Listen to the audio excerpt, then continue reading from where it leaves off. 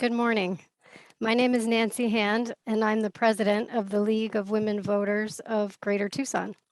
I have the unusual distinction of being both your outgoing and incoming president, though you'll be happy to know that we will hear from former President Kate Stewart a little later on in the meeting. The 2022 League of Women Voters of Greater Tucson annual meeting will now come to order. This meeting is being recorded and will be available on our website. Thank you for being here today. We will conduct some important business, hear from a key elected official, Pima County Attorney Laura Conover, and we will recognize some of our inspiring and hardworking member volunteers. We will pay tribute to those we have lost this year. We will also have some time to socialize in our little Zoom squares as we look longingly forward to future in-person socializing. It's coming, hopefully soon. The League of Women Voters is a grassroots organization. You always have input in the policy directions the league takes, and you always have a say in the important decisions we make. Thank you very much for taking the time to participate in the business of your league on this beautiful spring day. Now some helpful procedural guidelines. Votes will be recorded by general consent if there are no objections. If there are any objections, we will proceed to a poll vote. We will vote by poll on the amendments to the bylaws and the due structure, which require a 2/3 vote for approval. And now let's get started. We will change the order of the agenda slightly and move to the credentials report from our membership chair, Zoe Davis, at this time to ensure that we have a quorum before we take any votes. Madam Membership Chair, do we have a quorum? We do have a quorum. We have 65 participants. Thank you very much. The next order of business is the appointment of the annual meeting officers. They are parliamentarian Fran McNeely, timekeeper Mary Ganapole, and minutes committee Ann Davis and Dorian Dodson. Are there any objections to these appointments? And if you do object, feel free to unmute your microphone to voice your objection. There being none, the appointments are approved by general consent. The next order of business is the adoption of the meeting rules. These rules are found on pages 4 and 5 of the call to meeting. I would like to call your attention to rule number 5 regarding motions. Any motions not submitted in writing to the secretary prior to the meeting must be submitted in writing in the chat to ensure that we have a clear record of the proceedings. I would like to entertain a motion to adopt the meeting rules. Allison Titcomb, so moved. Motion by Allison Titcomb to adopt the meeting rules. Do we have a second? This is Victor Boleg. I second the motion. Motion by Allison Titcomb, seconded by Victor Boleg to adopt the meeting rules. Is there any objection to adoption of the meeting rules? There being none, the meeting rules are adopted by general consent. Next on the agenda is the approval of the minutes of the 2021 annual meeting, found on pages 6 to 9 of the call to meeting. I would like to entertain a motion to approve the minutes of the 2021 annual meeting. This is Kate Stewart. I move for the approval of the 2021 meeting minutes. Thank you, Kate. Do we have a second? This is Zoe Davis, and I second the motion.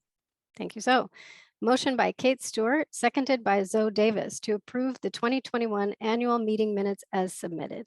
Are there any objections? There being none, the 2021 annual meeting minutes are adopted by general consent. Next on the agenda is the treasurer's report. I will give the floor to Pat Glover for her report. Madam Treasurer. This is Pat Glover, the outgoing treasurer, and I am pleased to share with you the financial position of the League of Women Voters Greater Tucson for the first 9 months of the fiscal year ending June 30th, 2022. Our league is comprised of 3 entities. There is the operations arm, an education fund, and an endowment fund.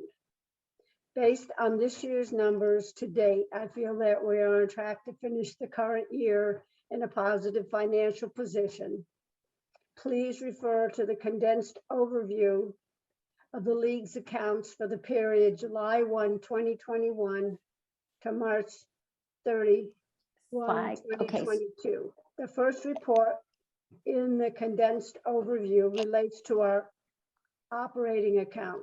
This report reflects the funds we receive and disperse for the day-to-day operations of the league. As in past years, our two most important sources of revenue came from memberships and from the Issues and Eggs event. Revenue from Issues and Eggs was down, but on the positive side, contributions were up this year. Thankfully, members' dues are comparable to last year, which I see as a positive in a year stressed by COVID. Disbursements were slightly higher, but they include a new cost for paying a monthly stipend for a local college intern position. Overall, operations was at break even.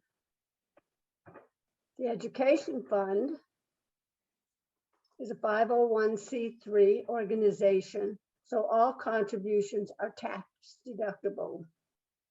Their receipts are generated from contributions, fundraisers, and an annual distribution from the league's endowment fund.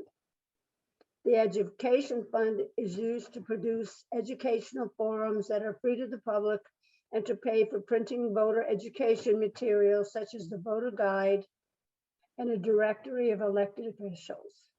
To date, total revenue for the Ed Fund is up 15% from last year, and disbursements were considerably lower than in the past years. This leaves a positive surplus of $10,000 for the period ending March 31, 2022. Great, thank you. Are there any questions or comments about the treasurer's report?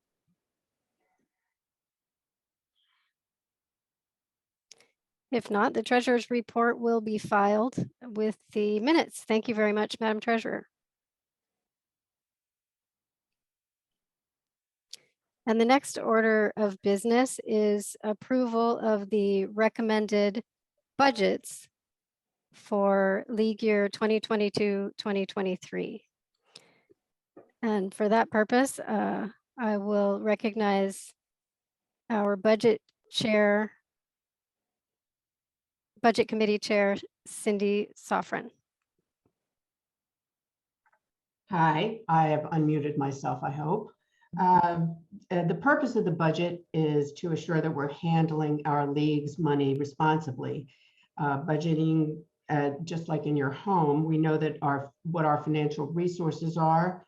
We can plan ahead, and we give the committees the resources they need to do the jobs that they've taken on. Crucially, we give the board of directors a blueprint for one of its most important obligations, which is exercising oversight of how our league money is spent. Now, the process is that the budget committee chairman will compile the budget information gathered from the treasurer and from the committee chairs and the president. It's usually reviewed and approved by the board of directors, and then at the annual meeting, the membership adopts it, and that authorizes the budget for the coming fiscal year. Remember that we are on a fiscal year, June 1 to July 30th. So that's why the Treasury could only go through March 31st. And that's the information that we use by December, actually, is when you start the budget process, the budget process, you plan out the numbers. So we're sort of in a area that is up in question. We just don't know what happens in the future. But the flexibility of the budget is very important. And by the time the new budget is in effect then on July 1st, many committees will be led by brand new chairs. The old chairs make their best estimates in December as to what they're going to need for the following fiscal year, which starts 6 months from when I ask them. And also there's some totally unexpected things like COVID, for one. So flexibility is provided by the President's Fund, which allows a little bit of movement in the budget line items. The League of Women Voters US guidelines allow the board to authorize some new expenditures. And you can have a special membership meeting mid-year to amend a budget. We did this in the fall of 2019 to authorize funds for Zoom, which was foresight considering what happened the following year with COVID, and everybody went to Zoom. So there was also the funds for videoing our meetings and events and streaming voter ed programs. So the bottom line is our budgets have tended to show deficits, but in practice, we continue to end each year with a hefty cash balance because as a group, we're careful with the league's money. This is not a use it or lose it situation.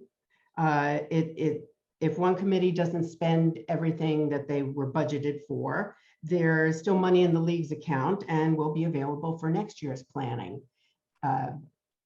Sometimes things don't get done in the year that you advance the idea. Now there are two separate budgets. As the treasurer said, there's an operations budget and an education fund, which we also budget. These two are separate. One is a 501c3, which is the education fund. So everything that is donated or earned by the education fund becomes tax deductible to the benefits that the people who give the money. Let's put it that way. Let's see, and the operations are not in that category because I guess the League of Women Voters is considered to do some lobbying, and that is a 501c4 nonprofit. So the donations to the operations fund are not tax deductible to the donors. The money in the ed fund falls into three categories, and one of them is donations that are specifically for the education fund. There's also an endowment fund that is being managed by the Jewish Community Foundation of Southern Arizona. And there is an education fund that is managed by the League of Women Voters of Arizona. Now, the budget is on, let's see, pages 10, that's the operations. There are notes, and 11 and 12, there are notes. 12 and 13, there are notes that go along with the budget. There is one, which I'm going to move. There was one poor little account that was left off of the education fund. It is line E, would be line E22, and it's called Ready, Set, Vote. It had a budget of $5,000, which was not included on the education fund. So the education fund, I'm Cindy Safran, and I move that the recommended budget be altered to include the Ready, Set, Vote of $5,000 of a budgeted amount, which would make the total education fund disbursements $28,650. The excess would be $10,600. I guess, does anybody second this motion? This is Ann Davis. I second that motion. Thank you. Thank you very much. Motion by Cindy Safran, seconded by Ann Davis to amend the ed fund budget to include $5,000 for the Ready, Set, Vote campaign. Are there any objections? There being none, the amendment is approved. We will proceed to approve the budgets separately now that the ed fund budget has been amended. So first we will take up the operating budget, and the 2022-2023 operations budget is found on page 10 of your call with explanatory notes on page 12. So before we entertain a motion, are there any questions or comments about the recommended operations budget?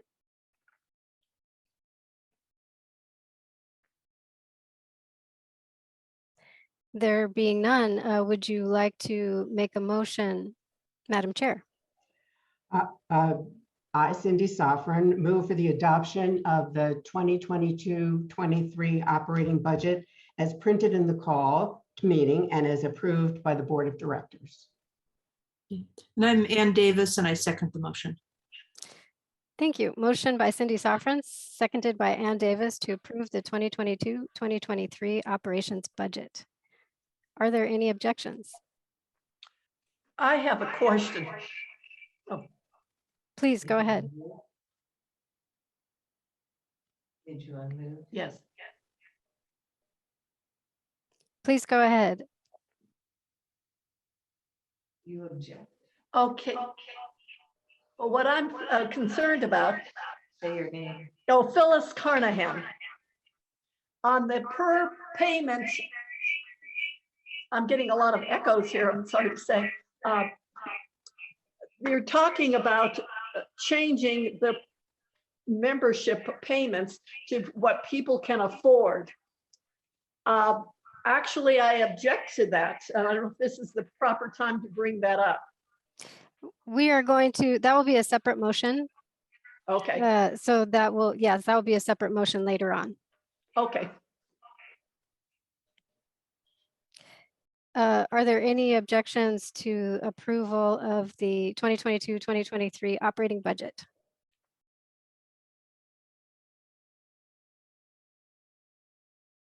Okay, there being none, the operating budget is approved.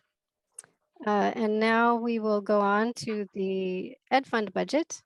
So this is the voter education campaign that Cindy just mentioned called Ready, Set, Vote. And this is our brand new logo that we just got this week that will be used for this campaign in combination with the League logo. And the purpose of this campaign, which has been approved by the board and has been in process in planning for a number of months now, because we are going to have a great deal of a number of changes to the way we vote in Pima County in the coming elections, including the use for the first time of vote centers rather than precincts. We're changing to this system for the first time in Pima County. This is a change that the League supports. And also because of the change to the PEVL permanent early voting list, there was a law passed that will affect the PEVL. It will become the EVL, the active early voting list, though it won't have a significant practical effect for these upcoming elections. There is a great deal of misinformation about that and questions. And also we have new voting districts, both at the county level and at the state level this year. So this campaign will seek to educate voters, to explain these changes, to provide objective, reliable, non-partisan information, to give them the information and confidence that they need to vote. And it will include a standalone website, printed materials, advertising, a large-scale media campaign.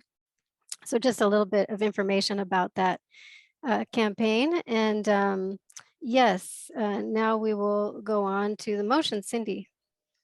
Okay, I'm Cindy Sofran, and I move for the adoption of the 2022-23 Education Fund budget as amended at the annual meeting and as approved by the Board of Directors. Is there a second? This is Kate Stewart, and I second the motion. Motion by Cindy Sofran, seconded by Kate Stewart to approve the 2022-2023 Education Fund budget. Are there any objections?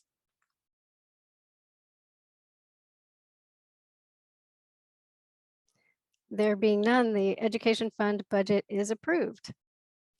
Thank you very much. And the next order of business is the Endowment Fund report, again from our treasurer, Pat Glover. Madam Treasurer. The League is blessed with an endowment fund which is managed by the Jewish Community Foundation of Southern Arizona. The endowment fund balance as of February 28, 2022 was $202,298. In July of each year, the Education Fund receives a distribution from the endowment fund.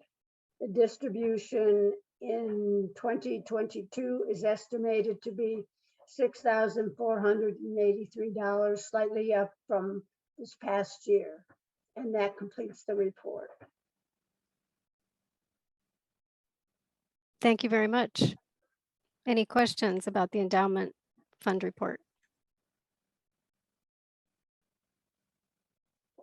Very good. The next order of business is approval of the recommended revisions to the bylaws. The proposed revisions are found on pages 14 to 31 of the call to meeting. Any change to the bylaws requires a 2/3 vote of members present at the annual meeting. The proposed amendments have been reviewed in detail by the bylaws committee chaired by Ann Davis and have been approved by the board. Detailed explanations for the amendments are included in the call to meeting. I will now recognize bylaws committee chair Ann Davis for her comments. Hi. As Nancy just said, the bylaws in the call show in detail what the text of the proposed bylaws are, and they also provide explanations for every change. For the most part, they're just correcting typos and clarifying meaning rather than changing the meaning of the existing bylaws. The most extensive change, I think, is in Article 5 with respect to meetings of the Board of Directors, basically recognizing that virtual meetings are no longer exceptional. But here too, the proposed amendments are more in the nature of clarifying rather than changing what has become our current practice. So therefore, I move for approval of the amended bylaws as printed in the call to the meeting and as approved by the Board of Directors. Thank you very much. Are there any questions about the bylaws, recommended amendments to the bylaws before we go to a vote?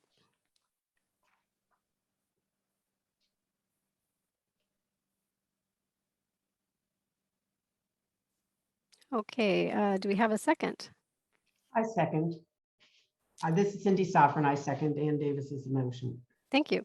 Motion by Ann Davis, seconded by Cindy Soffren to approve the recommended revisions to the bylaws.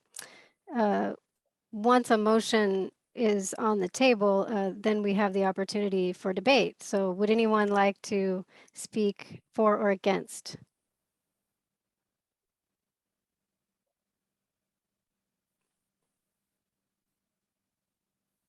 Okay, if there are no comments, we will now go to a vote.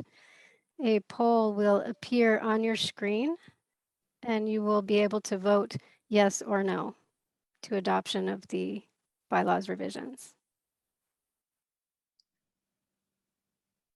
Nancy, Yes. this is Judy Wood. I'm looking at the poll. I will end the poll now. 65 people voted. 65 people voted yes. Thank you very much, Judy. The motion carries. And next is the next order of business is the nominating committee report, which appears on page 32 of the call to meeting. There have been a couple changes since the call was printed. I will give the floor now to nominating committee chair Sue DeArmond for her report. Madam Chair. Madam President, the nominating committee submits the following nominees. For President, Nancy Hand. For President-elect, Victor Boley. For Secretary, Lynn Leonard. For Treasurer, Cindy Soffren. For Voter Education, Barbara Norander. For Advocacy Officer, Dee Maitland. For Membership Officer, Judy Wood. Elected directors and members at large are Elizabeth Segura, Sue DeArmond, and Sharon Begot. And the nominating co-chairs for next year are Carol West and Phyllis Carnahan. And nominating committee for next year is Myra Hopper and Betty Bankston. Before we open nominations from the floor, I wanted to thank the nominating committee members, Kathy Aros, Frida Johnson, Debbie Wallace, and Fran McNeely. The meeting is now open for nominations from the floor. Are there any nominations from the floor?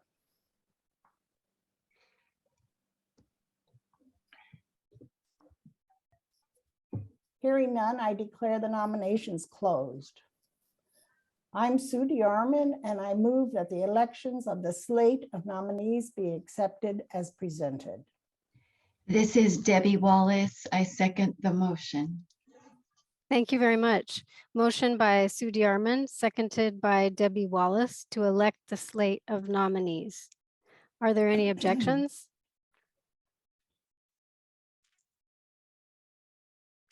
There being none, the slate of nominees is elected by general consent. Congratulations and thank you to the new board. And thank you, Sue and committee. The next order of business is approval of the 2022-2023 local program positions. The program positions report appears on page 35 of the call to meeting. I will now give the floor to Program Chair Elizabeth Zagura for her report. Madam Chair. Madam President, rather than sharing a slide, I refer you to page 35 of our call to meeting. On this page, you will see that the program positions or program that we ask you to approve for 2022-2023 involves local positions only, which remain unchanged from last year. Before proceeding with the motion, I have 3 comments. First, the word program in this motion does not refer to voter education programs.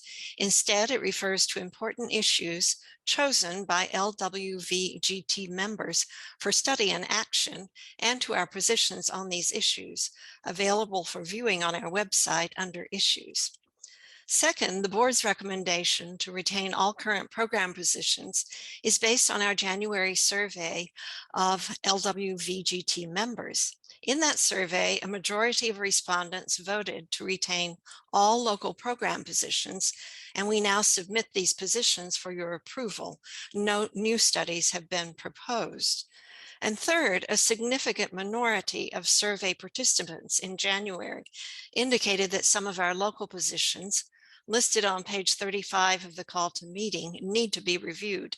Anyone wishing to participate or take a leadership role in such a review should contact the incoming programs chair, Barbara Norander, or email programs@lwvtucson.com. And now for the motion. This is Elizabeth Zagura. I move for approval of the recommended program for 2022-2023. Thank you, Elizabeth. Do we have a second? Kate Stewart, I second the motion. Thank you very much. Motion by Elizabeth Segura, seconded by Kate Stewart to approve the recommended local program positions for 2022-2023. Are there any objections to approval of the program positions for 2022-2023? This is Muriel Bothwell. I have no objections, but I do have a question. Is that appropriate at this time? Yes, please go ahead. So I noticed none of the programs have a DEI view. So I'm wondering, where does that fall under?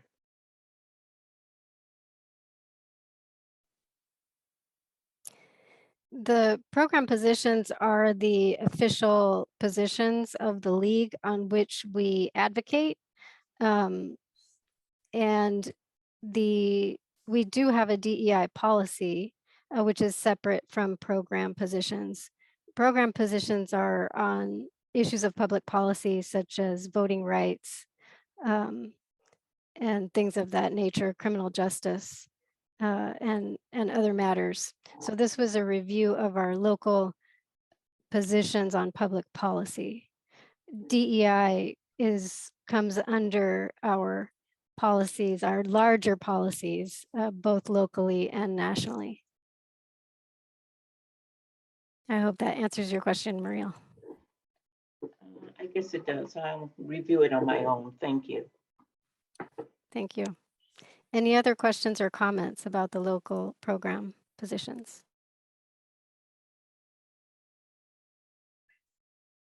Is there any objection to approval of the recommended local program positions for 2022-2023? There being none, the program positions are approved. And the next order of business is the adoption of the recommended dues structure as printed on page 36 of the call to meeting. This recommended dues structure adds 2 new dues categories. One is dues assistance. This would ensure that payment of dues is not a barrier to membership, and participation in the league is not a barrier to membership and participation in the league, and would open league membership and participation to a wider diversity of people in different income groups in our community. This option allows members to select the dues level their budget allows, between $15 and $60. A similar structure is already in place in Oakland, California, and in other leagues. The second category we would add is sustaining membership, which would allow those who are able and wish to pay more than the standard $75 per year dues. This option allows member to select a dues level between $100 and $250 to help cover memberships with dues assistance. I do not expect any negative impact on the budget, as a line item will be added to the budget going forward to allow for donations to cover the difference in dues. We already have members who have offered to make donations specifically for that purpose. And actually we have a history of doing so under a dues waiver application process. And we also have at least one member who already has made a donation toward this line item. The modification of the dues structure was recommended by a unanimous vote of the board. A 2/3 vote of the members present at the annual membership meeting is required to modify the dues structure. First we will go to questions of clarification or general questions. And according to the meeting rules, then we would make a motion.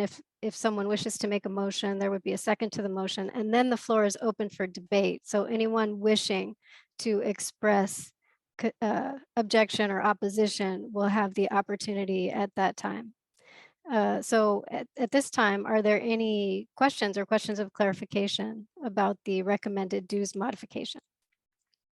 Do you have examples of people who tried to join or wanted to join and could not pay? Could not pay $5. Do you have examples of people? We do have some people who are currently being sponsored by other members because the payment of $75 dues would be a barrier. We also know, at least it was widely quoted recently in the media, that at the start of the pandemic, 60% of people in the United States had less than $500 in savings. So if that is something that can be generalized to Tucson, say, that would mean that 60% of our community members would be a stretch for them to pay $75 in dues to join the league. I just think that many people belong to unions or belong to organizations that charge $300 or $400 a year. I don't know how many people in the 60% that have less in savings would be interested in joining the league. I really don't think this is a good proposal. Thank you, Shirley.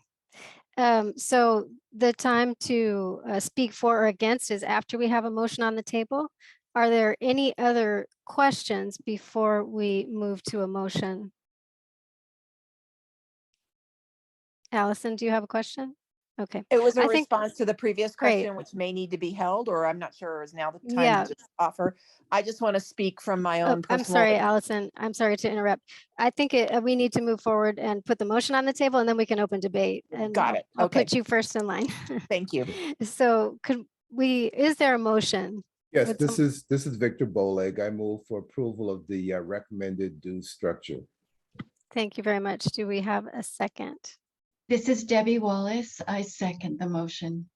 Okay, so we have a motion on the table by Victor Boleg, seconded by Debbie Wallace, to approve the recommended modified dues structure. And Allison, please go ahead. And according to Robert's rules, we will alternate between those in favor and those against. And we heard Shirley Sandeland speak against the motion, and now we'll hear from Allison Titcomb. Yes, and I am in favor of this, and partly in response to her question. I know several younger people who I have tried to encourage to become members of the League of Women Voters who have said that the dues amount is actually a financial burden for them. And I think it's important for us to consider this as we want to expand the diversity, both in terms of age and other aspects of membership. So thank you very much. It appears Phyllis is having technical difficulties, so we will record that Phyllis Carnahan is in opposition. And if she's able to speak later on, she will certainly be given the opportunity if she's able to resolve her technical difficulty. Anyone else like to speak in favor at this moment? Dorian Dodson. I want to echo what Allison said. I too have been trying to drum up support and membership, and the same exact thing, that younger people, people who have no means or have very limited budgets and everything, and that they would join, but they can't join anything, let alone something like this. And so I stand in very strong support of it as well, and echo what she had to say about it. Thank you very much, Dorian. Is there anyone else who would like to speak on the motion? Nancy, Judy? this is Judy Wood. I can't raise my hand because I'm a co-host. I would like to speak for the motion. First of all, this will give us an opportunity to increase the diversity of the organization, because there are many people in some of the neighborhoods we've been in that have not been able to join because of the cost of membership.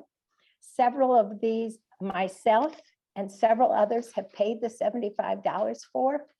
So we want to make it so that they don't even have to go through that process of asking someone else to pay their dues. We want to make this an organization open to all, and that's part of the diversity, equity, and inclusion.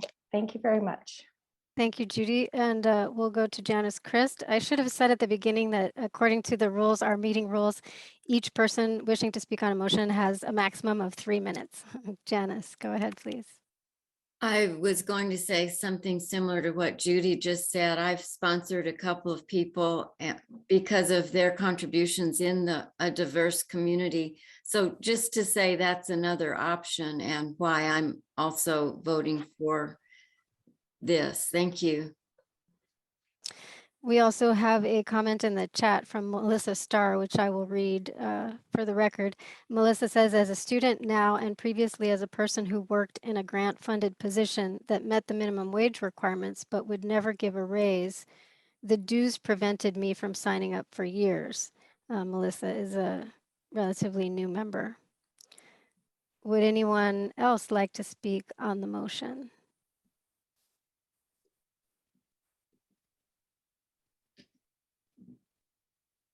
I'd just like okay. to, yeah, I'd just like to add and echo what Judy mentioned. And by having a reduced membership rate, it actually provides better access to folks. I know in specific, one member who is of color, who had issues in being able to pay the membership. And I know Judy would, unbeknownst, assisted with that, but that person would not be a member today due to the membership rate and because of being on a fixed income. And I think being able to open the league to a diversity of folks who may have looked at the league as a mountain that they couldn't really, there's already a lot of fears being able to join an organization that doesn't have a lot of diversity. And then when you encounter a high fee structure, it makes it a little bit more difficult to convince or try to persuade people to be members. And I think this is important. Yeah. Thank you, Victor. Susan Black. I would totally like to support this motion. I am truly understanding Judy Wood's passion about making this organization more open and have the opportunity for members of our community to feel that they are part of our important organization and the work we do in the community. Thank you. Thank you very much, Susan. Debbie Wallace. Thank you. I'm speaking in favor of the motion to point out that there are other leagues who have already established this kind of policy, and they've had it for many years, and they have not suffered any financial impairments, and they've greatly diversified the league, which is in accordance with the U.S. League's mission and statements of support. Thank you. Thank you, Debbie. Any other comments? And would anyone else like to comment? Yes. Please go ahead, Carol. I think the dues structure is very confusing. You have too many numbers. I think it might have been better to use maybe a fewer numbers. And have you thought about trying this for a year to see how it works, and then coming back next year to the membership at the annual meeting to review it and decide if you want to continue? It is something that a future board could change again. So if at some point the board decided that it was not desirable, then it could be changed again in the future. Zoom, there's someone identified only as Zoom user with their hand up. Please state your name and go ahead. Kathy Lind. I just wanted to say, if there's an endowment, could the endowment supplement membership if, say, we tried this and we didn't break even, or we didn't know what the effects of it would be? I have no idea how people. No. The endowment cannot be used for that. It's very specific. It can only be used for education programs. Oh, okay. Thank you, Kathy. I'm also curious as to how many typically join per year. I mean, obviously you lose members to moving or death or, inactivity, but I was just wondering. Madam Membership Chair, can you give us some idea about that? I'm sorry, what was her question again? How Sorry. many new members do we get generally per year, or say this year? I don't have that figure just off the top of my head, sorry. That's okay. Phyllis, let's see if we can hear you now.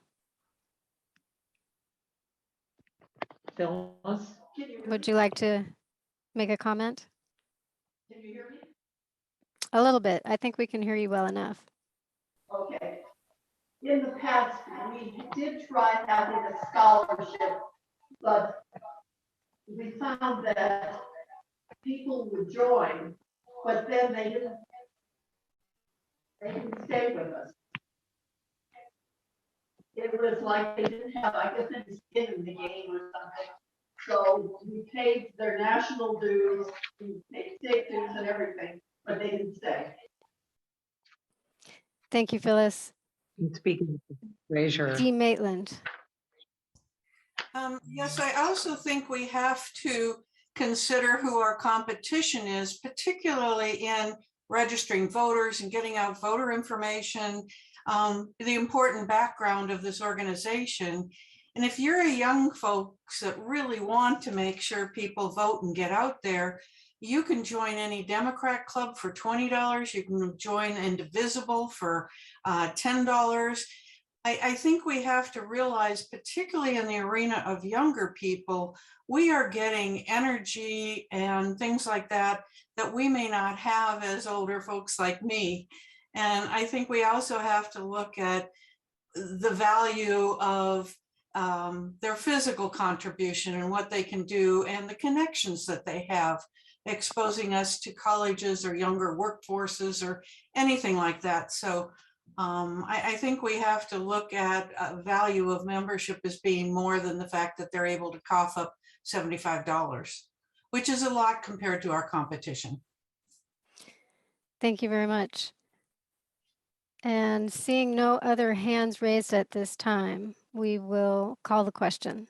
So a poll will appear on your screen and you will be able to vote yes or no for the motion. And again, this is a motion by Victor Boleg, seconded by Debbie Wallace, to approve the recommended modified dues structure as printed in the call to meeting and approved by the Board of Directors. Nancy? Yes. This is Judy Wood. There are 65 people who voted. I'm going to end the poll now and I will share the results. All right, so it's 94% approval. And a 2/3 vote is required for any modification to the dues structure. So the motion carries. Thank you very much. And that ends the business portion of our meeting today. And next on our agenda is our guest speaker who has arrived. So we will go ahead and move on a little early. It is my great pleasure to introduce our featured guest speaker, Pima County Attorney Laura Conover. Ms. Conover is the first victims' rights attorney to be elected to the post in Pima County. Her core objectives are reform, transparency, and accountability, specifically to reform the use of cash bail, end the use of capital punishment, and divert cases of substance abuse, or rather substance use disorder and mental illness, to treatment, and to protect people with vulnerable immigration status.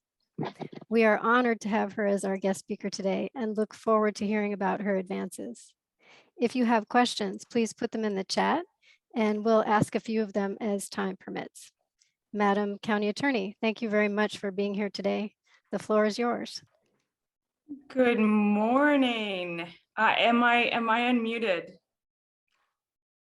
We're gonna have can everyone hear me? Is this working out? Okay, good. I'm getting a hands up from Ms. Hand. Moment of truth. I counted on 11 a.m. and was having an allergy attack in the bathroom right now. That's okay. That's how this all works. In fact, that is how the last 15 months of my life has been, because we have been under emergency operations since day one of our administration.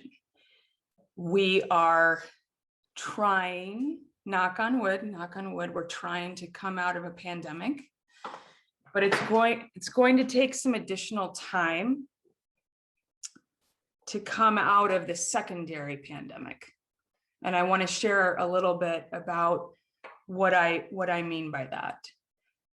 I think you all know that I am a data geek, right? We could truly play a game this morning where every time Laura says the word data, you could mark your bingo card. I am a data geek, and the data nationwide, but what we care about here is Arizona, right? The data is nationwide. It's true here in Arizona as well, that a secondary pandemic started at the same time as COVID-19 in March of 2020. And what do I mean by that? I mean a spike in the homicide rate. I mean a spike in domestic violence. I mean a spike in domestic violence fueled homicide. I mean a spike in mental health disorder, in opiate overdose deaths, and a general sense of what I have called is a universal, I believe, PTSD. that I think our entire country, and we see it here locally, is under. It is the stress of having gone through the first truly epic health pandemic of so many of our lives. That's the bad news. We're now going to focus on all the beauty that has and can and will come from that. I am so honored to be here with you today, with a group dedicated to the forward movement of democracy at just the precise moment in time when we need you most. And to hear that you as a group decided that criminal justice reform would be a robust part of what you are doing is the kind of thing that keeps me going every day, putting one foot in front of the other. The recognition that is coming out of the last 2 years of our lives, that public safety and public health must come together, that community building is community safety. We are having revelations that perhaps the rest of the world may have been a little bit ahead of us on, as we pushed forward in the we can incarcerate our way out of substance use disorder and mental health illness. The country, and certainly Arizona as a state, continued to believe strongly that we could arrest and imprison our way out of these problems. And if the last 2 years has shown us anything, it is the opening, the grand opening of the windows and the doors to embrace a healthier way forward. And what I would say is that criminal justice reform and data-driven solutions couldn't have arrived at a better time. So I want to flood you with even more good news. What we are doing in Southern Arizona with criminal justice reform is no doubt unusual as regards to the rest of the state, and no doubt a significant culture change and policy change from what we were doing in the previous 40 years. However, the legislature this past year was receptive to us being in the room. We are finding partners who want to sit down and look at the data with us. I have an outstanding working relationship with the county attorney of Pinal and the longtime legislative voice out of the Maricopa County Attorney's Office, who's been there a long, long time. And the three of us together were often complete outliers with the rest of the state's county attorneys, right? Except for that the three of us like we might be 3 of 15, right? 3 of 15, right? That's a tiny minority, except for that the three of us represent 80% of the state population. And so those three voices together on a number of bills at the legislature this year showed us all the potential we can and will do. And I'm delighted that the chair of the House Judiciary Committee, in fact, has convened a meeting this Wednesday morning, which I will absolutely dash up to Phoenix for. So what do I mean when I say it came at a perfect moment in time?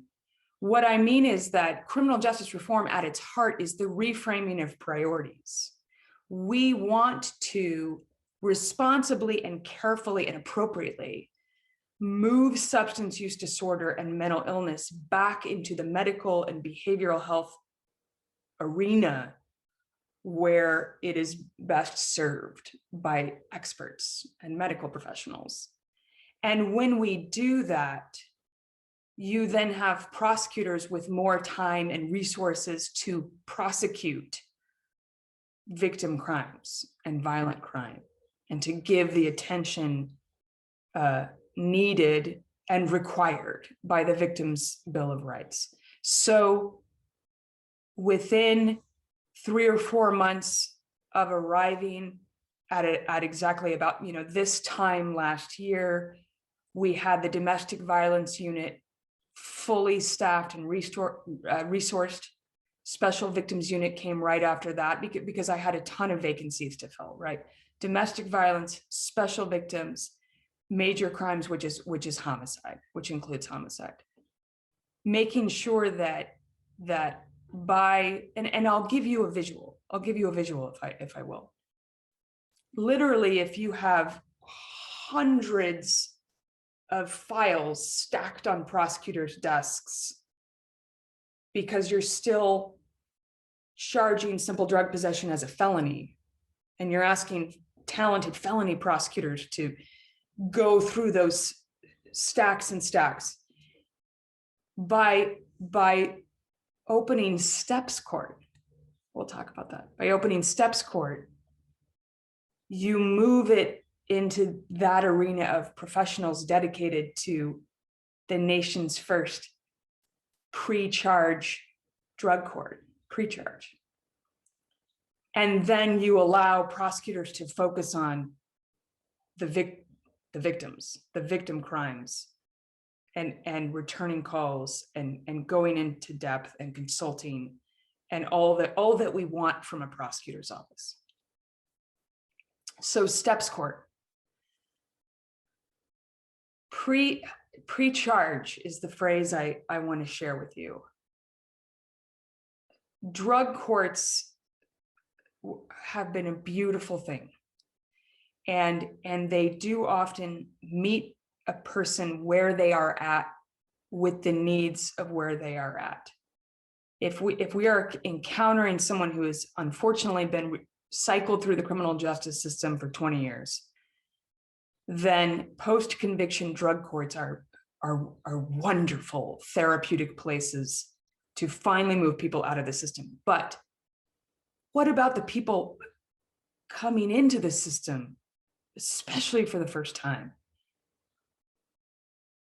Do we want to brand them as a felon for the rest of their life and give them housing problems and employment problems and financial problems for the rest of their life, while telling them to do treatment and to move past the beast of a substance use disorder, of addiction, to kick meth, focus that, and while you're doing that, we're gonna brand you a felon for the rest of your life.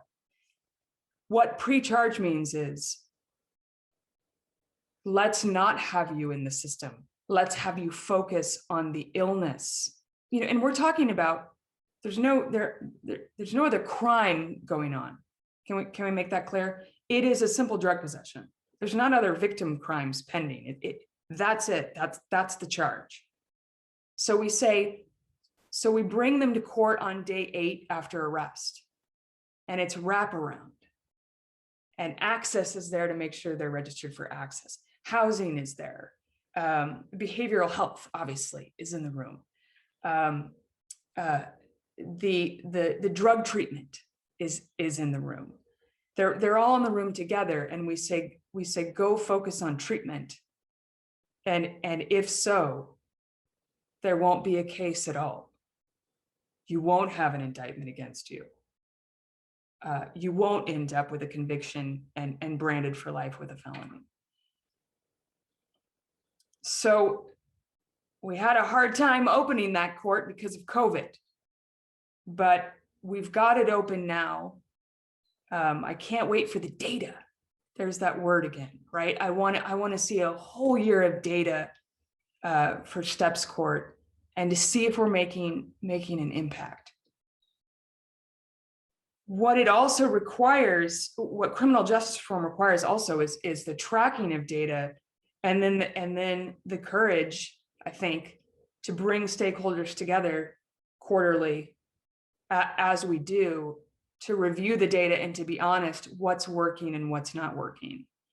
And perhaps some of you in Southern Arizona really watched me in real time tackle with my frustrations over the rising jail population, with COVID raging inside the jail, with frustration in trying to reduce the jail population, and the court telling me, if you don't charge simple possession at all, the steps court is empty and we're just going to close the steps court before we could get that year's worth of rich data. So it requires being honest when your efforts aren't reducing the jail population and you need to make another policy change. It requires collaboration. That's been another pressure point for sure. There are things I obviously could not have predicted when I filed for office in November of 2019. I didn't predict COVID. Obviously, none of us did. I didn't know how that would affect the race or the entire time I've been in office so far. The homicide spike and the persistence there, and George Floyd, and the impact that would have on communities nationwide. So I am certainly in a very intense place where I feel like I hopefully still have community over here, the neighborhoods over here holding this hand, and law enforcement holding this hand. And I feel every single day like I'm desperately begging both not to let go. Don't let go. Don't let go. Because we've seen cities in so much grief and so much us versus them and so much trauma, righteous grief, righteous trauma, the righteous frustration of all of the so many of the best law enforcement retiring and walking away because this isn't what they signed up for 20, 30 years ago. I definitely don't want our communities reaching that pressure point, and it feels like it could happen where we break apart and neighborhoods and law enforcement are not talking to each other at all anymore. I feel like that could change any hour, and that's probably why I'm still not sleeping yet. Maybe in the third year I start sleeping again. I'm not sure. This is the overview. This is the overview. This is where we are. But as my chief deputy says, which I just absolutely love, in crisis, you answer the challenges. And he corrects me all the time. It's not a crisis, boss, it's a challenge. Sweet. I wish you could see him saying it, Baird Green. It's not a crisis, boss, it's a challenge. And so true, have so many risen to the challenge and been willing to rethink how we do things, to expand the toolbox, to come together to open a steps court, to at least at first invite me to the room to talk about cash bail and moving away from cash bail in Arizona. That's clearly going to be I think a multi-year march, but we wrote the bill. It's there, it's ready. I had never written a bill before. So of course we have the most amazing legal minds who write legislation statewide at the table, making sure we get the best bill we can for now, moving forward, ever evolving. So it's teed up and it's ready for next year. And it's constant education about how cash fails us on both ends of the spectrum, that it traps people low cash bonds who are there for non-violent, non-victim offenses and shouldn't be in jail at all. And then those with means who are presenting as an absolute clear threat of harm to society, pay the bond and walk out the door. And oh, I will tell you, and I have been obnoxious, I dare say I'm stubborn, how many times we had very serious cases in Pima County last year where unfortunately someone bonded out and finished what they started.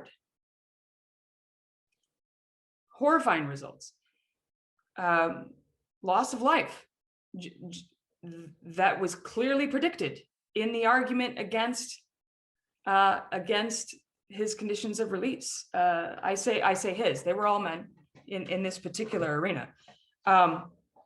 So we continue to educate and we push forward on ways in which we can come together and improve the system.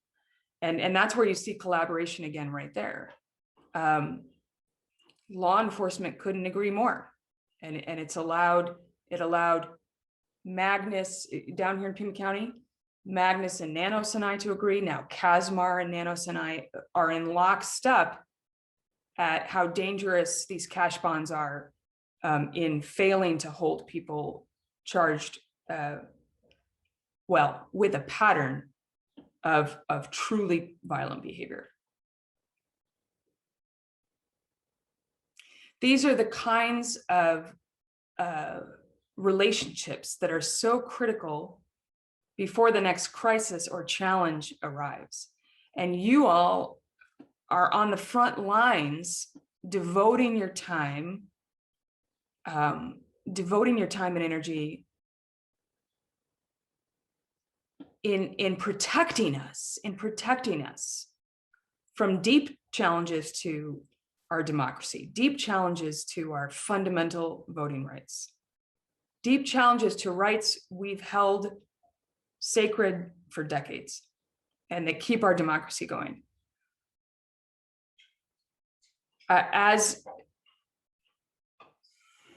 the lawyer for Pima County, the people's attorney, you all are the soldiers out there doing the work that even allows me to be in court, to represent the county. You know, as county attorney, I represent the board of supervisors. I represent elected officials. I represent the county itself. It's your work that allows us to stand up against the ongoing threats that you all are experts on. I would love to take some questions if the group has time. I don't want to intrude on the annual meeting that is the critical part of the day. But if you want me to take questions, I would be most pleased.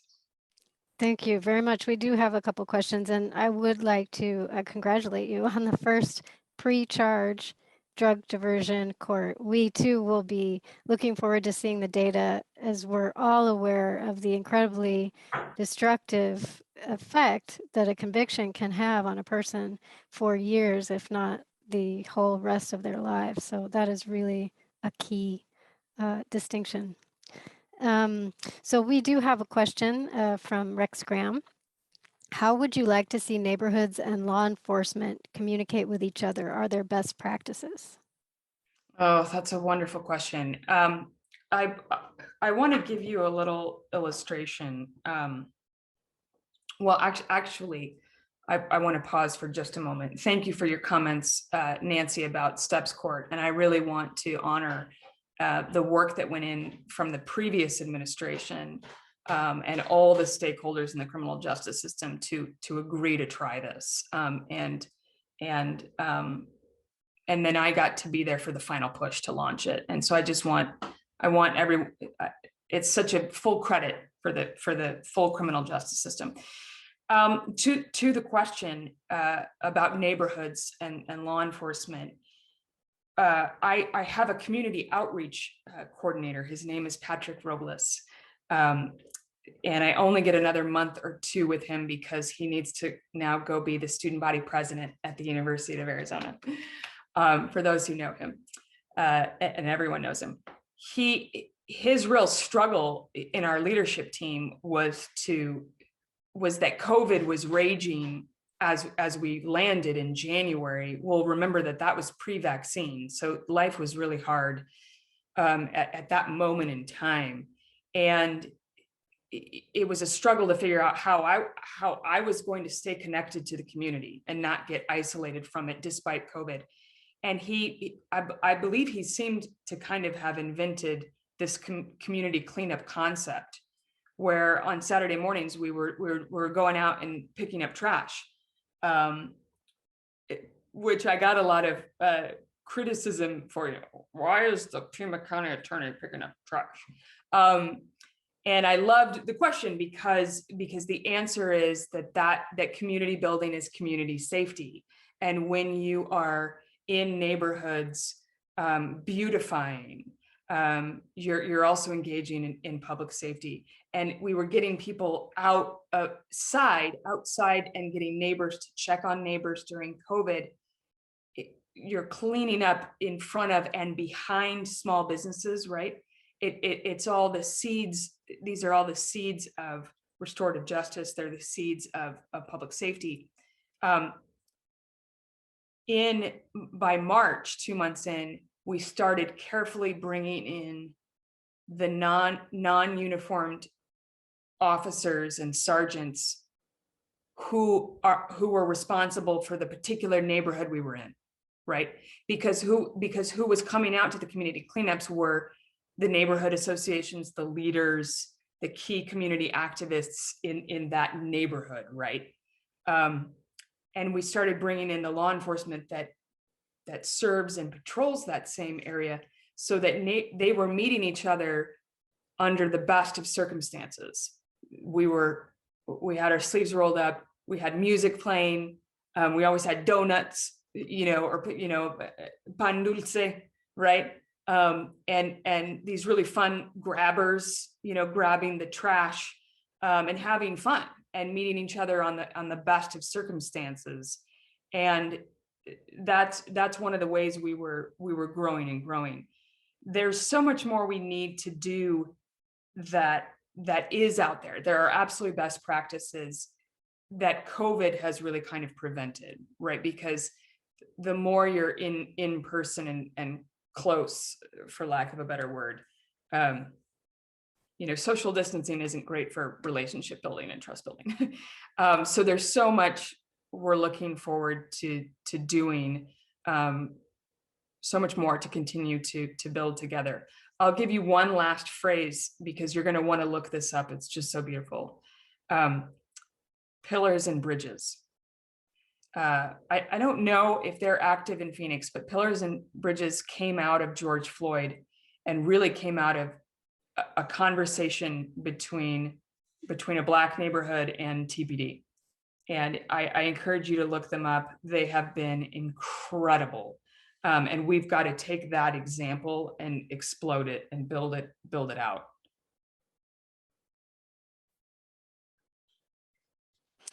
Thank you so much.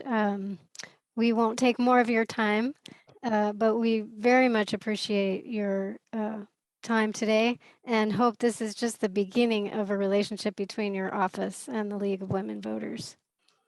That would be my pleasure and my honor. Thank you so much. My very, very best to all of you. Thank you. Now we will hear from our immediate past president, Kate Stewart.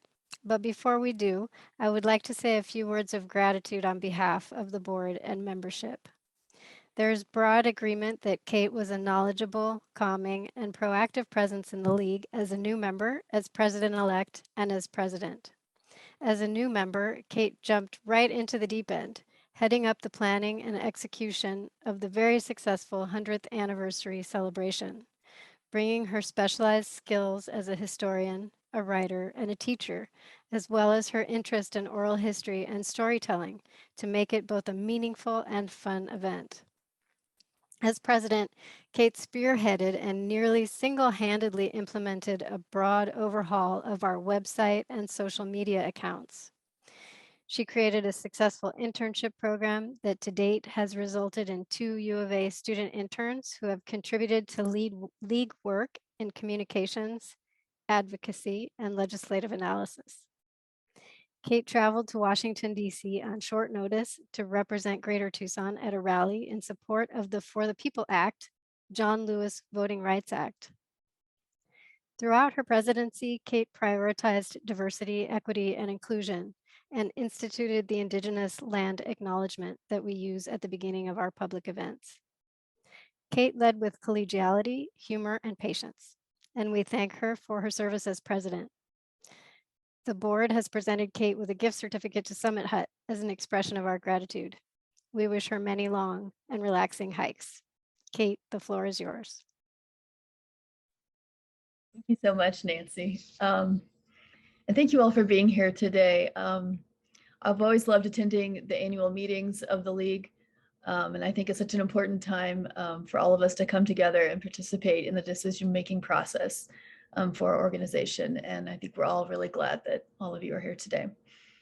As you can imagine, it's been quite a year for me with a lot of ups and downs.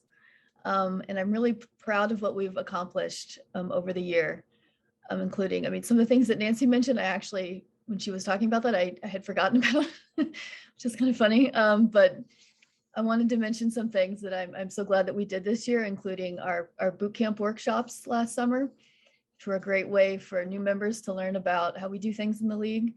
Redoing the website, which Nancy mentioned, improving our communications with This Week in Greater Tucson, which was spearheaded by Judy Wood.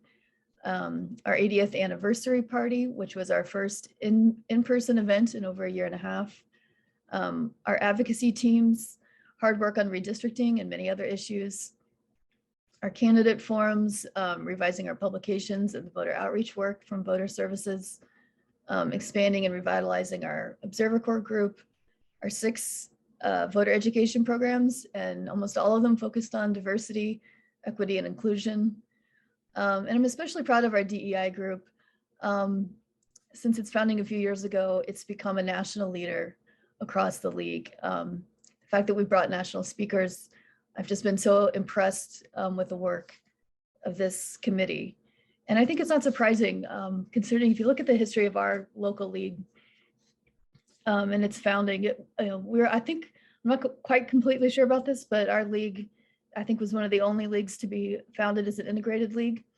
One of our founders was Catherine Maxwell, an African-American woman who was active in the NAACP and many other organizations in Tucson, and she was known for integrating the Marana Public Schools. Another one of our early members was a Latina woman named Theodosia Moreno Samano. She was the wife of the pastor at Southside Presbyterian Church, and she opened up a League-sponsored voter registration center at the church the day after Native American people got the right to vote in Arizona in 1948, so that we could register Tohono O'odham people there. So I think, I'm so proud of the work that we're carrying on to this day with, inviting more diverse people into our League and reaching out to diverse groups of people in Tucson. So thank you all who've been so committed to that work. It really means a lot to me. There's so much I've learned this year from all of this work and from all of you, a lot about setting goals, about teamwork, and most importantly, how to ask for help when you need it.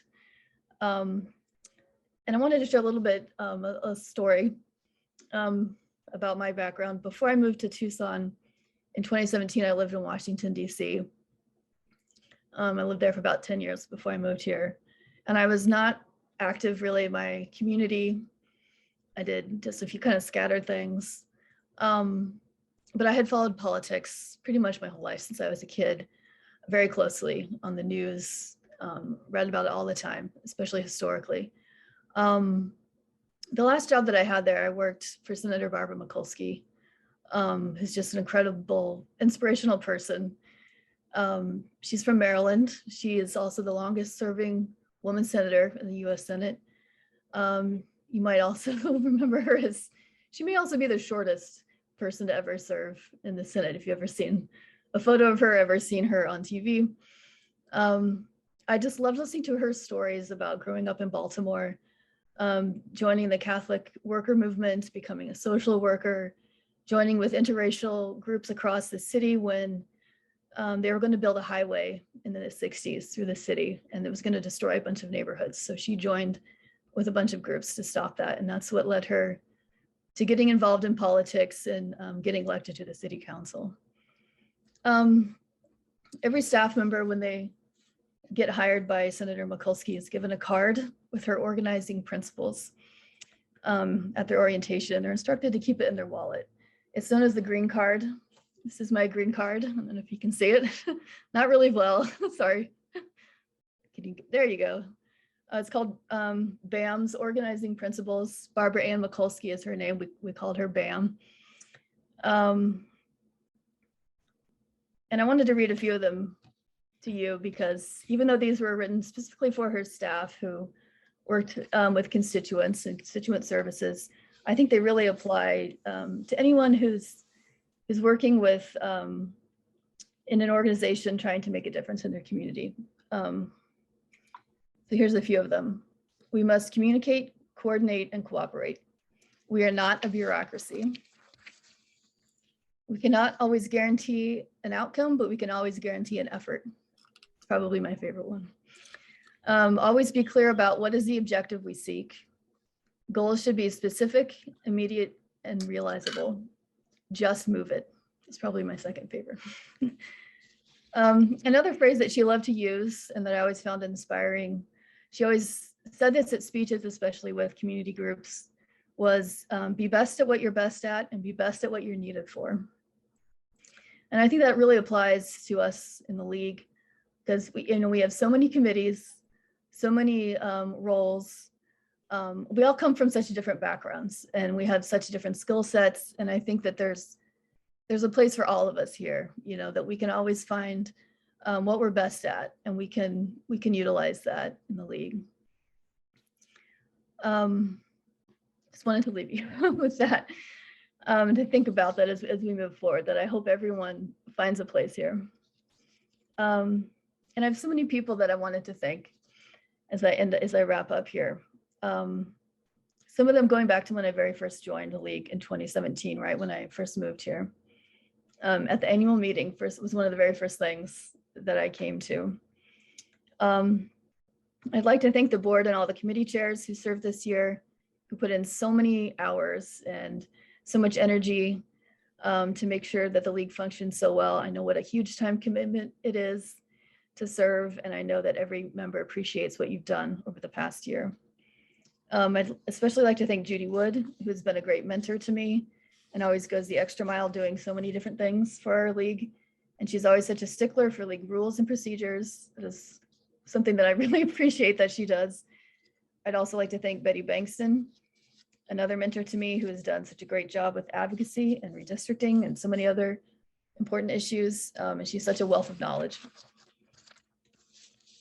Susan Peters has been a really terrific secretary for the past 2 years, has always been so diligent with keeping track of our agendas and minutes for the board. It's such an important job for us. Not glamorous, but really crucial. I'd also like to thank Dorian Dodson for stepping in as communications chair and doing a wonderful job on the fly, as well as Floyd Parkhill for stepping in again to help out with the website. And I'd also like to thank Sue DeArmond for her work on the nominating committee and for throwing us such a great party last fall. That was really memorable for me. And lastly, I'd like to give a huge thanks to Nancy Hand, who's willing to step up as president unexpectedly when I had to step down. She's been under a huge amount of pressure, I know, and she's handled it with a lot of grace. She's bringing a whole lot of fresh ideas and perspectives to the league, and I know she's going to continue to do an amazing job this year. So thank you so much, Nancy. Thank you, Kate. I will now give the floor to Victor Boleg to introduce our special tribute to Carol Shearer. I would like to thank Victor and Shirley Sandilands, co-chairs of the ad hoc committee that put together this special tribute, as well as committee members Phyllis Carnahan, Sally Davenport, Mary Gresham, Bob Richardson, Carol West, and Judy Wood, with production support from Jeremy Brittle. Mr. President-elect, you have the floor. Thank you. And I'd like to thank Shirley Sandilands for all the effort and the help that she's provided and the direction. I'd like to introduce this, I guess, video for our dear friend Carol Shear. Carol Shear is responsible for me being a part of the league. Decades ago, when I was teaching a class in Nogales, Arizona, Carol and Sally Davenport, who were co-presidents at the time, came and spoke to my class, and they both put a full court press in trying to get me to join the league. And despite my rejections, they invited me to a meeting. I came to a meeting, and not only did Carol reach out, but she made sure to make me feel at home when I came to a league meeting. And that sort of spurred me to be involved with the league, simply because of her and Sally reaching out to me, but making me feel at home. And I hope all members of the league, in using a DEI perspective, use that theme when they do reach out to other groups and bring folks into the league, because that's why I'm a member of the league, because of Carol Shear. So without further ado, we'll move on to our display.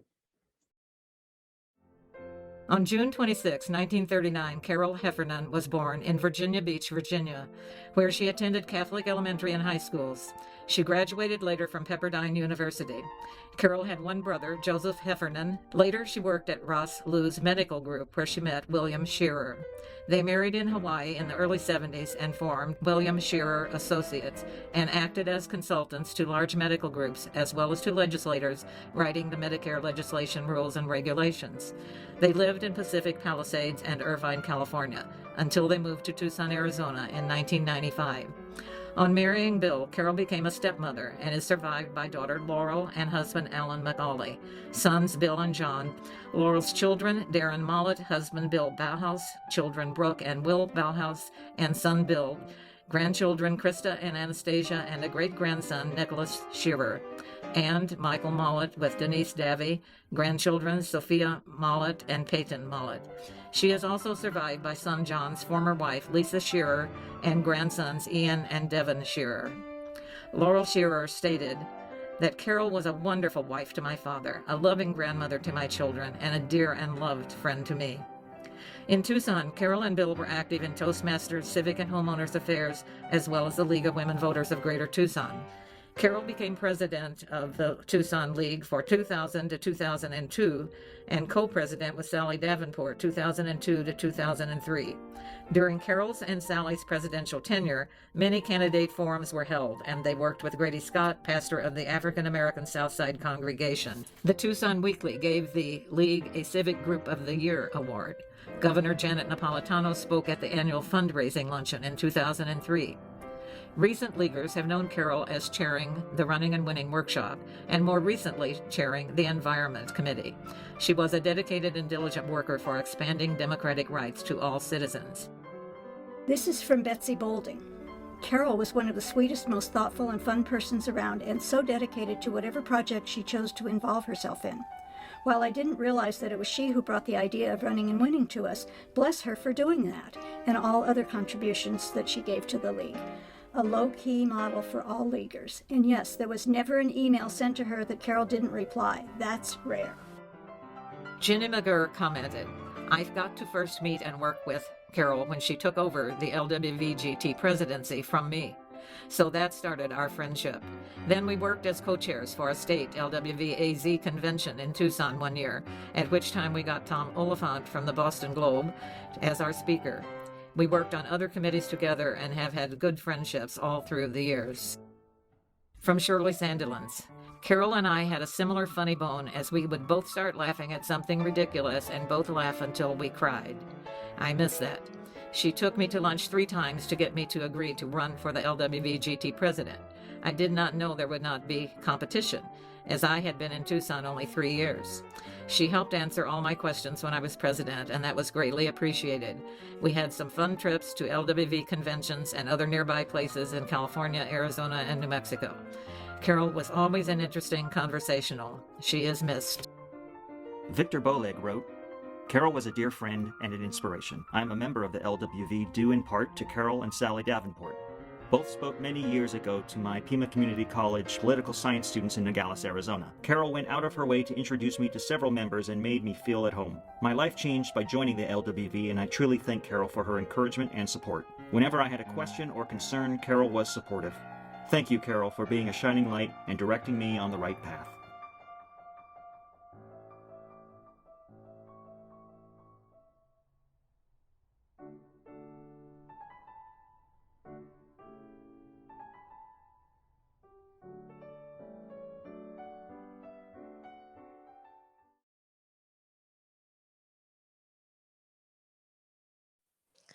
And now I will give the floor to David Haar for announcement of this year's Leaguer of the Year.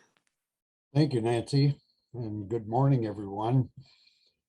I am honored to introduce this year's Leaguer of the Year for the League of Women Voters of Greater Tucson. As you know, this award is given annually to a League member who, during the course of the League's year ending at the annual meeting, this person has stood out among Tucson League volunteers for his or her contribution to the work of the League. The original idea for Leaguer of the Year was to honor someone who quietly works for the good of the organization without asking for recognition. The committee, which selected this year's honoree from a list of well-qualified individuals submitted by League members, found one candidate who particularly has stood out among the rest. Although she joined the Tucson League less than 6 years ago, in that time, in her quiet way, working largely behind the scenes, she has made a significant impact on the organization. She's a computer whiz. Her knowledge of and ability with systems which frustrate many of the rest of us, including me, they are considerable. She has been a huge help with Issues and Eggs, especially this year's, as she organized registrations and later stepped in to help with other activities of this very successful fundraising event. She has also taken care of reservations for numerous Zoom meetings of the chapter. League members who have worked with her have remarked that she doesn't get flustered. She just keeps her powder dry and she perseveres. She believes strongly in the mission and importance of the League, so much so that she signed up both of her teenage granddaughters to be League members. Nothing like starting them out early on the right track. Our practice has been to honor the recipient with a gift. We asked her family for their suggestion for an appropriate gift for her. They said that she has been greatly interested in and supportive of the Community Food Bank of Southern Arizona. And so we will send a contribution in her name to the Community Food Bank. I'm very pleased to be the first to congratulate this year's Leaguer of the Year, Floy Parkhill. Congratulations, Floy. Thank you. Thank you, David. And thank you and congratulations, Floy. A very deserved recognition. Would you like to say a few words, Floy? It's unmute myself. It's probably best if I stay muted. I'm speechless. I've been speechless at other times, but this is pretty special. Thank you very much. I'm very happy to have been able to get back into step this year, and I will continue to do that as long as I'm able. So it's been a pleasure. Thank you very much. Appreciate the recognition. We sure appreciate you, Floy. Thank you. And now I will give the floor to Carol West for presentation of a Lifetime Achievement Award. Carol. Thank you, Nancy. It's my honor to present to you today LWVGT's Lifetime Achievement Award winner, Phyllis Carnahan. She has been a league member since 1976, and she has served the league in so many ways. She, for example, was on the league board for 11 years as a fundraiser and finance person. She was the treasurer of LWVGT for 3 years when the organization was strapped for funds. And some of you have heard some of the funny stories about that. It wasn't so funny at the time, but she found ways that we could save in our budget, and she and others organized a high-end garage sale, which brought in $4,000. As a result, the league became solvent and our members had cleaner closets. Phyllis went on to serve on the LWVAZ board as co-treasurer for 3 years. She has served on many committees and study commissions and so on over the years. Ms. Carnahan has been the East Side Unit Chair for many years, and she's very collegial in her leadership of that group. Our honoree is Chair of Running and Winning. Her role in that capacity continues. Phyllis served as president of the LWVGT in 2012 to 2014, and she organized both the Midtown and Northeast Side units during her tenure. In 2017, Phyllis was honored as Leaguer of the Year along with Betsy Bolding. Phyllis says the most satisfying part of her league membership is being informed about local, state, and national politics. Friends often ask her for information about local and state propositions. She enjoys these discussions with both her friends and league colleagues. Her advice for new members: she urges them to try doing new things. They will learn a lot, and other league members will support them. Phyllis knows how to get things done and is pleasant to work with. I salute her today and thank her for her many years of valued and extraordinary service to the league. I further encourage contributions in her honor to the LWVGT Endowment Fund. Thank you, and Phyllis, we're just so proud of you and your many accomplishments for the organization. It's a better place thanks to you. Thank you, Carol, and congratulations, Phyllis. Would you like to say a few words?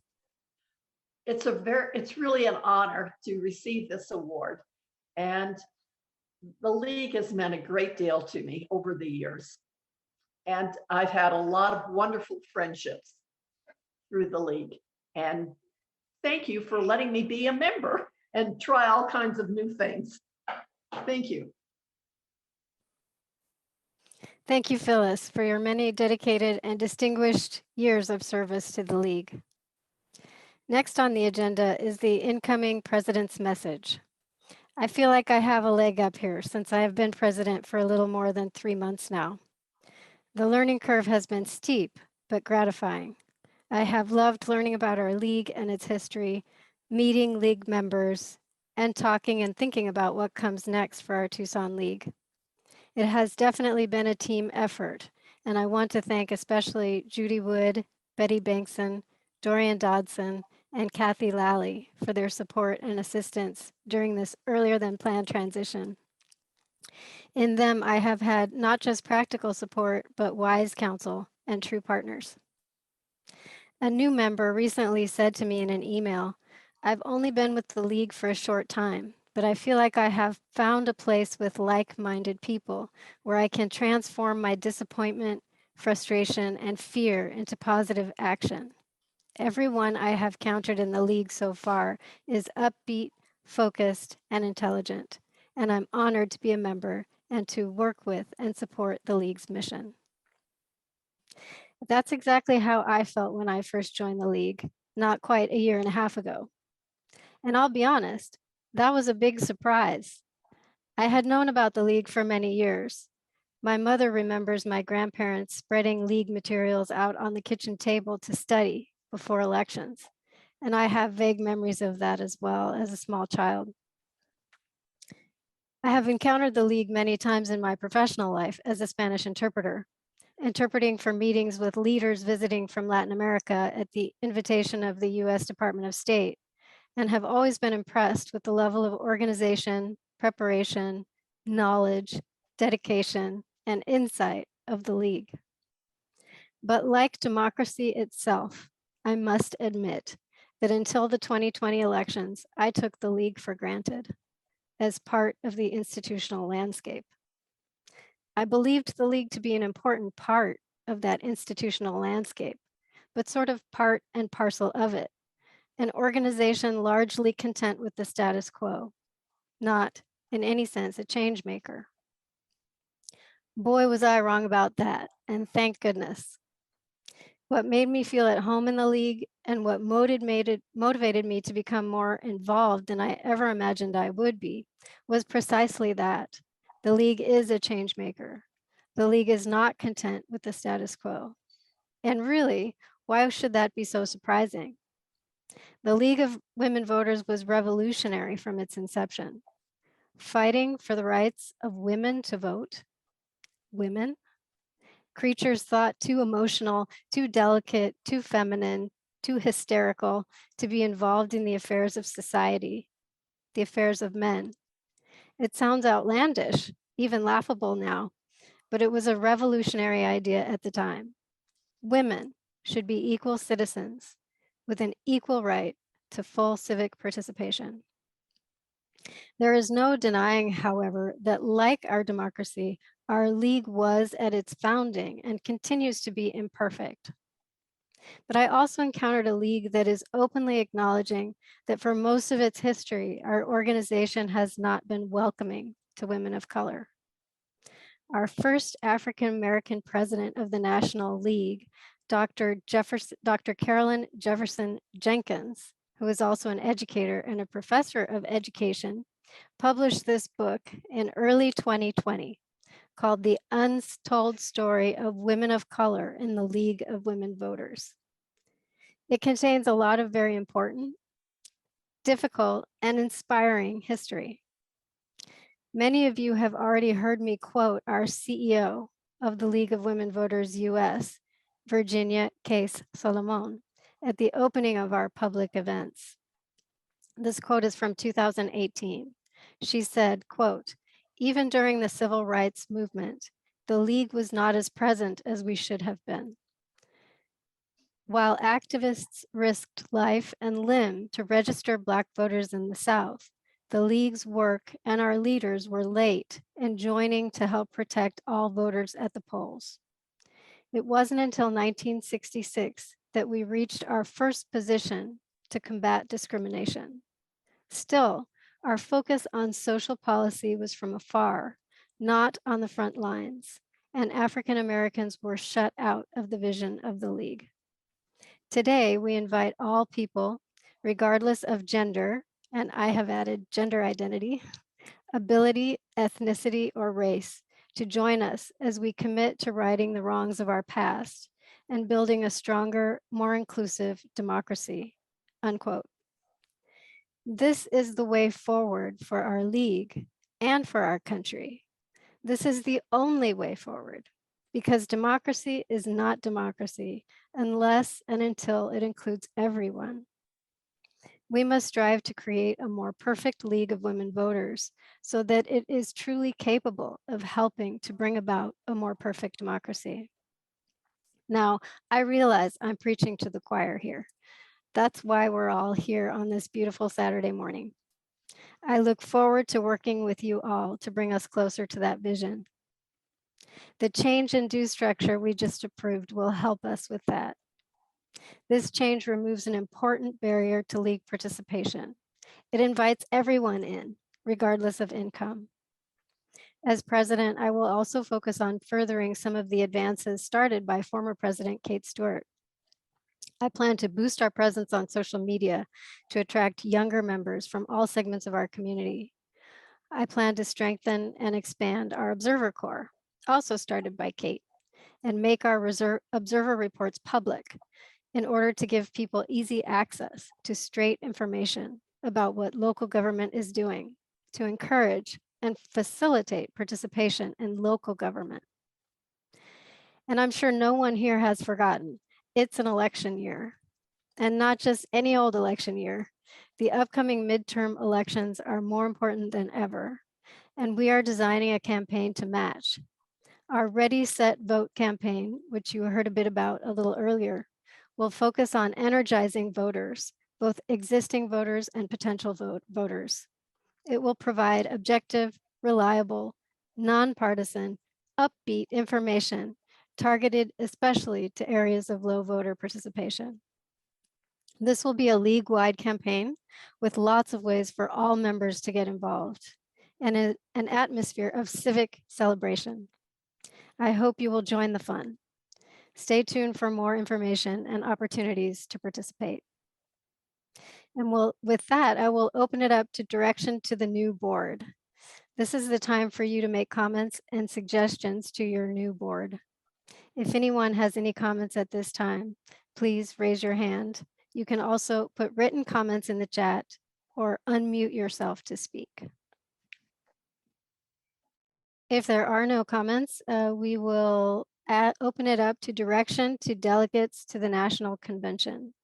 This year is a National Convention year. The National Convention will be in Denver, June 23rd to 26th.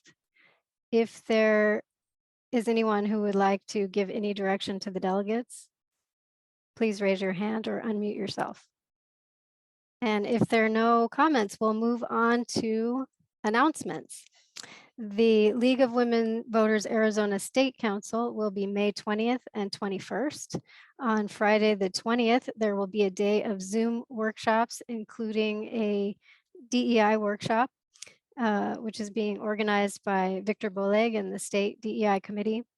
There will be a business meeting on May 21st for the State League, and the business meeting portion will be in person or virtual. It will be fully hybrid. Our league, Greater Tucson, has 13 delegates to the State Council, and we do still have room for more participation. So please consider attending the State Council as a delegate, and I'm putting the registration form in the chat.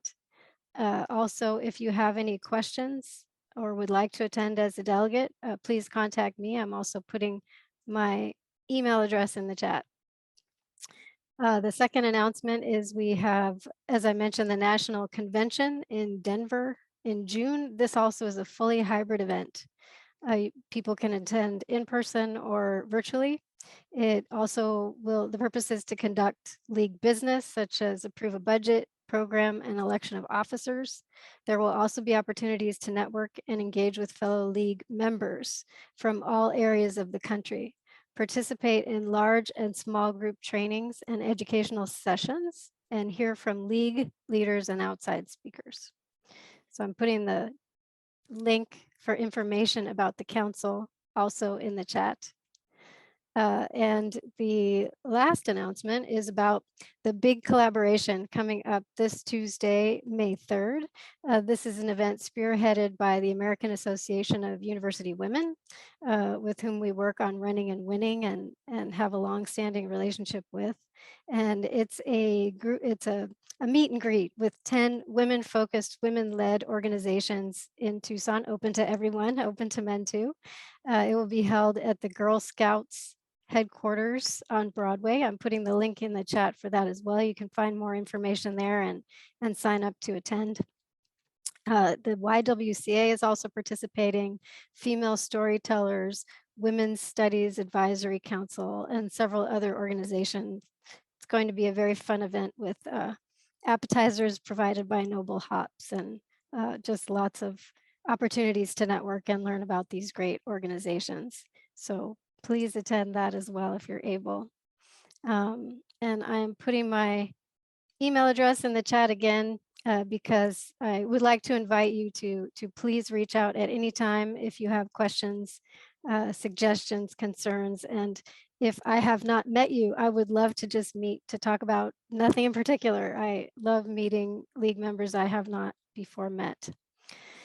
And in closing, I would like to echo something that League member Mary Elizabeth Pollard said at last year's annual meeting as her direction to the board, though I think it applies to all of us in our League work.